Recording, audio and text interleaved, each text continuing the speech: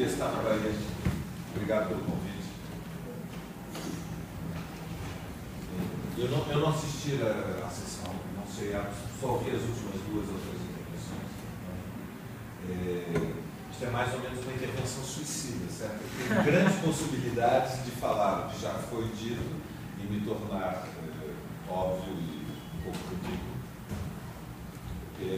E, por outro lado, deixar de responder a questões que vos interessam porque eu não estava presente.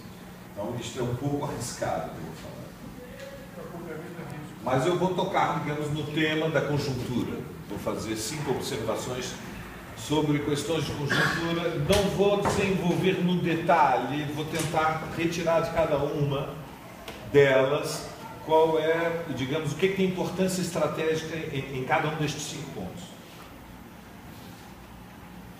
Então, o primeiro tema é o tema é uma novidade política que se manifestou neste processo eleitoral no Brasil, que é o surgimento de uma corrente nacional de extrema-direita. Isso está produzindo um grande impacto nacional.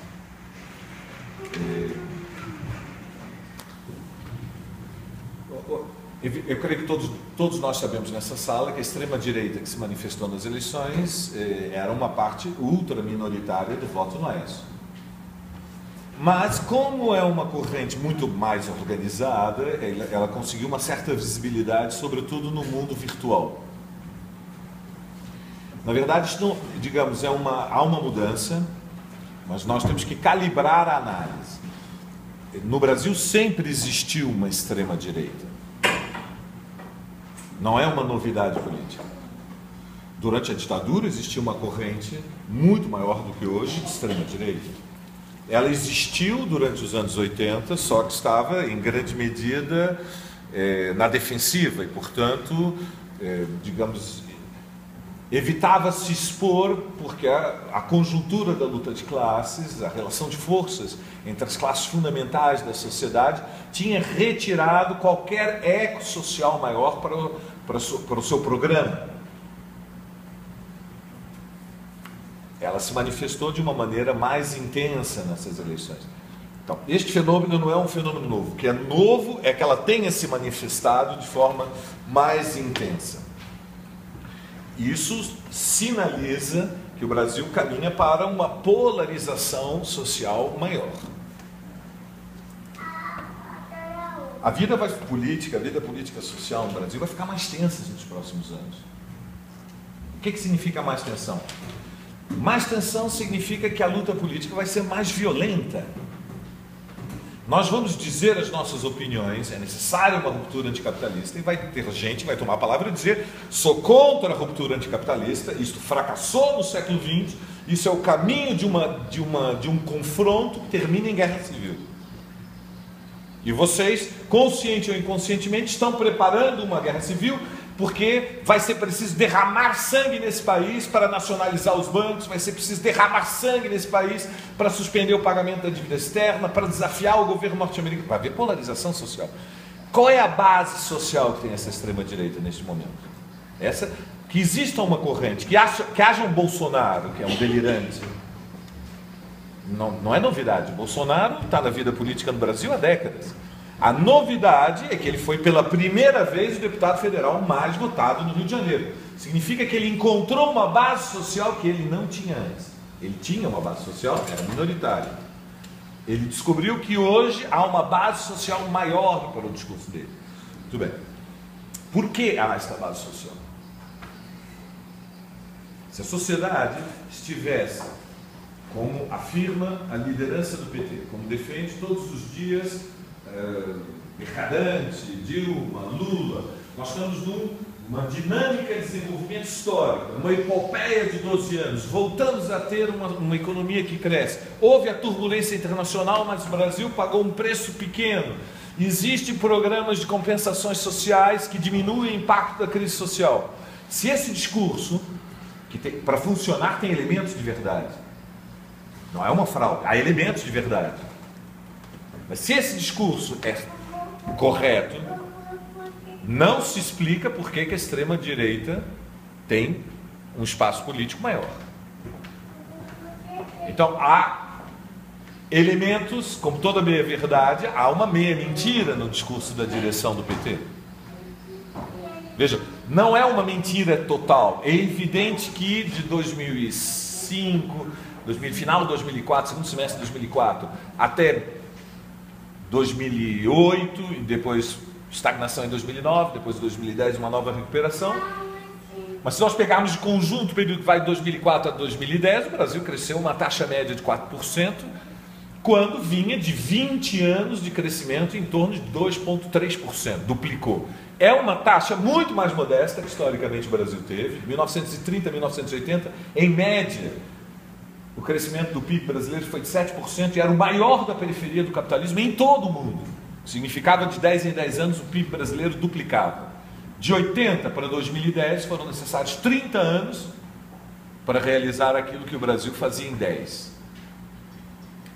E só duplicou em 2010 porque de 2004 a 2010 conseguiu a média de 4%, porque senão não tinha chegado a duplicar o PIB de 80 em 2010. Esse elemento é o elemento verdadeiro. O elemento falso, a meia mentira que está embutida nesse processo é que isto é o melhor que é possível. Isso corresponde às necessidades do Brasil. Não é a verdade que este era o melhor governo possível, que este era o único projeto estratégico possível, que os últimos 10, 12 anos... Veja, todo o discurso está construído pela direção do PT em torno de um rebaixamento de expectativas que se apoia no fato de que os trabalhadores têm um nível baixo hoje de confiança em si próprios. E, portanto, temem um grau de confronto com a burguesia num nível muito mais elevado.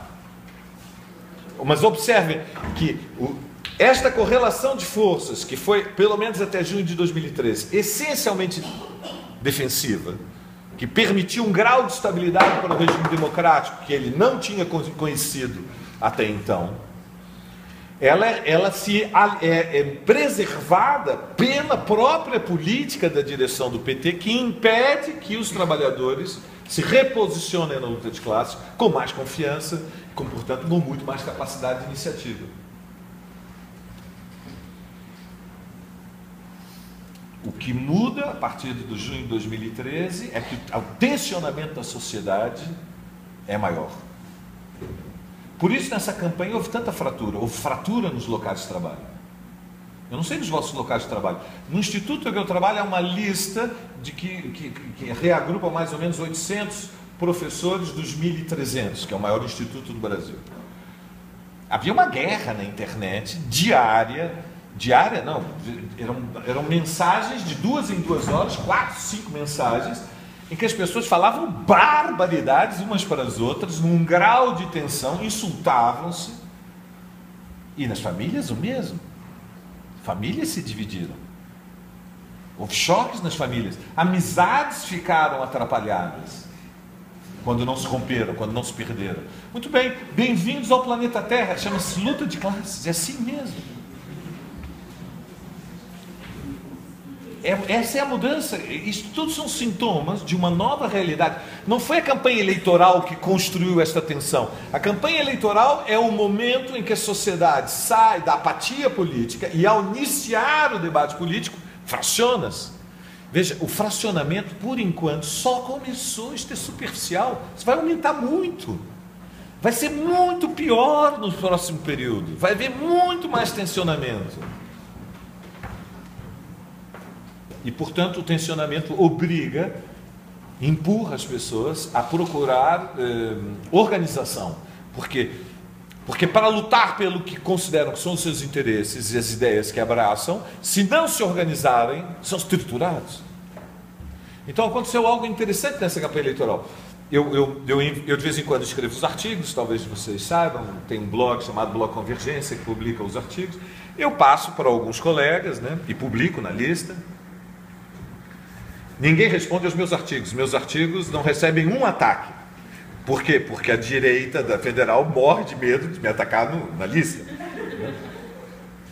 Então, eu publico, é um silêncio total. Tem 2 ou 3 petistas que dizem, eu não concordo, mas reconheço que há argumentos poderosos. Bom, Mas um ou dois também, que não é que chove elogio. É mais ou menos, eu dou um tiro e ninguém responde. E aí fica mais ou menos uma tarde em silêncio a lista, é como se fosse uma trégua. No dia seguinte eles voltam como zumbis sedentos de sangue e começam a se devorar, mas ninguém cita o artigo que eu tinha publicado no dia anterior. Isto é só o início, vai fracionar a sociedade brasileira. Vai haver uma parcela da direita, o que estamos definindo? Há uma corrente política social pró-burguesa que defende um governo mais antioperário, mais antipopular, que defende um alinhamento incondicional com os Estados Unidos, que defende que é vital preservar os interesses dos rentistas, que é preciso honrar os compromissos da dívida pública, que tem que desvalorizar a moeda, se necessário, para retomar, reduzir o custo do Brasil. Porque em dólares o salário médio brasileiro está alto demais. São medidas duras antipopulares.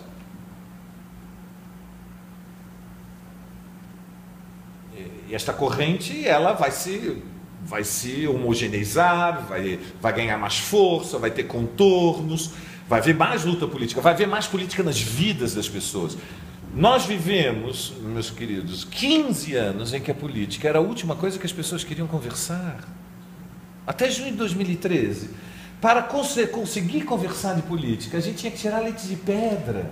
Não sei nos vossos locais de trabalho. Eu chegava no intervalo dos professores e tinha que pelo menos falar 3 bobajadas sobre futebol para ganhar a simpatia e poder introduzir um comprimido de luta política. Então eu tinha que chegar e comentar como foi a última jornada do Campeonato Brasileiro, as incongruências do desenlace da última novela, e depois de ter, digamos, nivelado por baixo e ter sinalizado, olha, eu também sei das coisas que vocês discutem, aí eu introduzia, mas pessoal, a gente tem que acompanhar o que está acontecendo em Brasília. Aí eu fazia um discurso de 5 minutos, 10 minutos e ficava esperando que durante o resto da semana algum infeliz viesse me procurar para dizer concordo ou discordo do que você disse. Entende? E ficava sorrindo para todo mundo no corredor para ver se o cara não tinha medo de chegar perto de mim. E depois de 2 ou 3 conversas, muito gentilmente eu oferecia a opinião socialista. E às vezes, para ganhar o debate, eu dava o primeiro de graça e disse: o próximo eu vou ter que vender. Ou seja, eu me deixava corromper pelo atraso da situação política para ver se conseguia que aquele infeliz pelo menos lesse o jornal. Foram 15 anos assim, tirando leite de pedra. Então, quando havia uma campanha salarial, uma assembleia, era um momento emocionante na minha vida, entende? De 3 em 3 anos, uma greve com assembleias de 50 no Instituto de 1000. Bom demais, 50, 3 horas. Então, mudou, pessoal, e mudou para melhor. As pessoas estão um pouco mais abertas à discussão da política, e nada sinaliza que, encerrada a campanha eleitoral, este interesse vai diminuir. Claro que nos setores médios as famílias estão preocupadas, o cidadão médio está preocupado. A tensão nos locais de trabalho, as tensões entre as amizades. Vocês viram a choradeira na internet? A nossa amizade é maior do que a campanha eleitoral. O meu respeito por você